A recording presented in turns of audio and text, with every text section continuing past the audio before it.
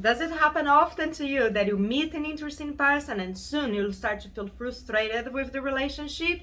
That might be happening because you are building expectations while you are ignoring the red flags. So in today's video, I'll be talking about the things that you should be paying attention from the very beginning in order to avoid the disappointments in your love life.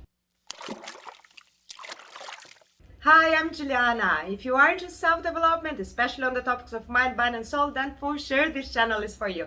I really appreciate if you subscribe and activate the notification bell. I always say that red flags are there from the very first day. It's our choice to ignore or acknowledge them. When we meet someone we like, our minds tend to get very busy dreaming about how wonderful a relationship with that person would be, and we end up not seeing the signs even though they are quite obvious. So after observing a lot, I came up with a list of behaviors that if you see them, it can really help you to identify the red flags from the beginning. When you know what you should be looking for, your mind will be able to identify it straight away. So I really hope that by sharing this list with you, next time you see one of these behaviors, an alarm goes off in your mind. Pay attention, proceed with care. It might even help you to spare your heart from another breakage. The first topic in my list, and I have it as a rule for any kind of relationship, interest and lack of it transpires. Next time you catch yourself giving excuses that the person is too busy, just be very honest with yourself and consider the fact that he or she might not be interested at all. And don't take it personal. Maybe the person's attention is somewhere else in their lives. Maybe they're focused on their career, health, you never know. Maybe they're even connected to someone else. Whatever it is, don't think that the problem is with you. A good way to measure the interest is to check how much investment the person is making on you. And that comes in terms of messages, how often, how long they are, and even how much time the person is willing to spend with you. And that takes me to the next topic. Pay more attention to the actions than to the words. Some people have the tendency of saying things like, oh, when you meet my mom, when you come to my place, when we travel together, we could go there, we could do this, and that's a problem. Because by saying these kind of things, the person will give you the impression that he or she wants to have a relationship with you. And if you like the person, most likely you're gonna believe it. From my own personal experience, I can tell you, every single time that I came across someone that likes talking a lot, nothing ever happened. People that really want to be with you, they don't say things like, oh, we could go cycling someday. They take action, they pick up the phone, they call you and they ask you, are you free? Would you like to go cycling now? So next time you meet someone that likes to talk, don't buy into the idea. Just tell to yourself inside your mind, let me see it happening first and then I will believe it. Another thing that I recommend you to do from the very beginning, it is to observe the way the person talks about his or her past relationships and pay special attention to these three things. The first thing to be observed, did he or she get over his or her past relationship?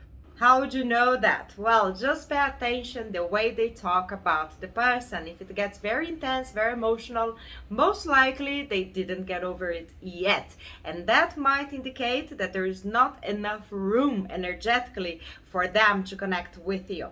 The second thing you should ask yourself, how is the pattern from the previous relationships? Are they healthy or toxic? When people have a lot of dysfunctional relationships in their lives, that indicates that they are not emotionally healthy. Because if they were, they would not put up with this kind of relationship. And especially, you should observe if there is a pattern that repeats itself over and over again. So you should definitely ask yourself if you want to be the next in line. Third thing, just pay attention if the person talks respectfully about his or her past lovers. That shows a lot about the character and you don't want to date a jerk. Plus, one day you might end up on that list. I get very suspicious when someone is too desperate for a relationship or when they want to commit too soon, like on the second or third date. And I have a few reasons to suspect this behavior. There is a huge difference between someone that wants to be with you and the relationship just happens as a consequence, and someone else that wants to have their relationship and you are just the person that is willing to give it to him or her. I see two kinds of behaviors in single people that are looking for a relationship. In one side, you have the ones that are fully engaged with their lives. They're having fun, going for adventures. They would love to meet someone to share all these memories with. But if it doesn't happen, that's okay. They're still enjoying their lives. And on the other side, you have the ones that are not really doing much with their lives. They are living in autopilot and they keep dreaming about meeting the right person so they can start to have fun and going for adventures. Now you tell me, if you would choose a partner, would you pick it up somebody that's in the first group or in the second one? And if you are single, which group are you? So, do you understand why I get very suspicious when I meet people that are too desperate for a relationship? Because it really makes me wonder if they belong to this group here. Now, about the commitment. It is great that people are willing to commit, but not on the second or third date. It is just too soon. And that means that the person is making the relationship happen in a forceful way. And that's not how healthy relationships work. Healthy relationships happen naturally. When two people like each other, they want to spend more and more time together to the point that they build and commit to the relationship even without a verbal agreement. Of course, there are many other red flags that can be added to this list, but I want to make a short video, so I'll leave it up to you. Please write down on the comments the red flags that you look for when you start a relationship. I have 2 more videos that you might be interested about it. I really hope today's video has helped you somehow. Thank you so much for watching and see you next time.